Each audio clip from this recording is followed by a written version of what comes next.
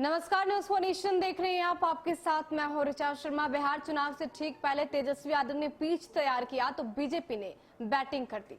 तेजस्वी यादव कहते रहे कि पहली जो कैबिनेट की बैठक होगी उनकी सरकार बनने के बाद तो 10 लाख युवा को रोजगार देंगे, लेकिन बीजेपी ने अपने घोषणा पत्र में इस एजेंडे पर फोकस किया और बीजेपी की तरफ से कहा गया कि उनकी सरकार बनेगी तो 19 लाख लोगों को रोजगार मिलेगा। इसके साथ बीजेपी ने अलग अलग डेटास को पेश करके ये बता दिया कि कौन से सेक्टर में रोजगार देंगे, यानी कि तेजस्वी यादव से कहीं आगे बीजेपी निकल गई, जिसके बाद से आरजेडी की तरफ से रिएक्शन आया।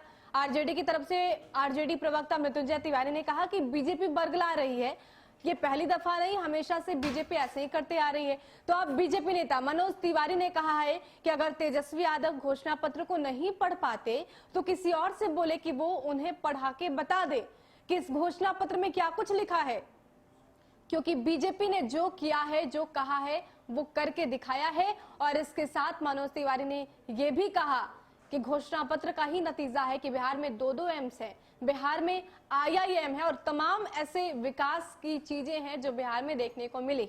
तो जिस तरीके से तेजस्वी यादव की तरफ से कहा जा रहा है कि युवाओं को रोजगार देंगे, तो बरगला बीजेपी नहीं बल्कि तेजस्वी रहे हैं। और बीजेपी जिस तरीके से एजेंडा फिक्स करके आगे बढ़ रही है, बीजेपी जिस तरीके से घोषणा पत्र को जारी कर चुकी है, तो जो जो वादा किया गया है वो पूरा होकर रहेगा।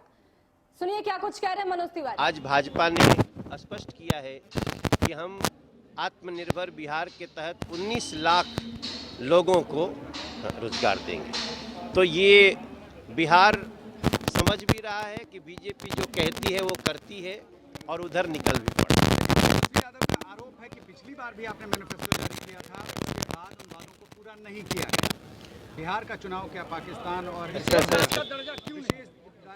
आपको बताऊं कि शायद तेजस्वी बाबू को मैनिफेस्टो पता नहीं वो पढ़ पाते हैं कि नहीं। उनको पढ़ना चाहिए, नहीं तो किसी से पढ़वा लेना चाहिए कि बीजेपी ने जो जो कहा है वो किया है। और उसी का एग्जाम्पल है बिहार में IIM, उसी का एग्जाम्पल है बिहार में 2-2 एम्स, उसी का एग्जाम्पल है दीघा पुल, उसी का एग्जाम्पल है आरा छपरा बबुरा पुल, उसी का एग्जाम्पल है अटल सेतु। ये सारी चीज़ें और गांव-गांव सड़कों का पक्की होना, गांव-गांव गलियों का पक्की होना, इसका एग्जाम्पल है। और उनको भी पता है कि ये भाजपा जो कहती है वो करती है। एक आखिरी सवाल ये कि महाराष्ट्र में बिना इजाजत के अब CBI की एंट्री नहीं है। महाराष्ट्र सरकार ने CBI पर रोक लगा दी है।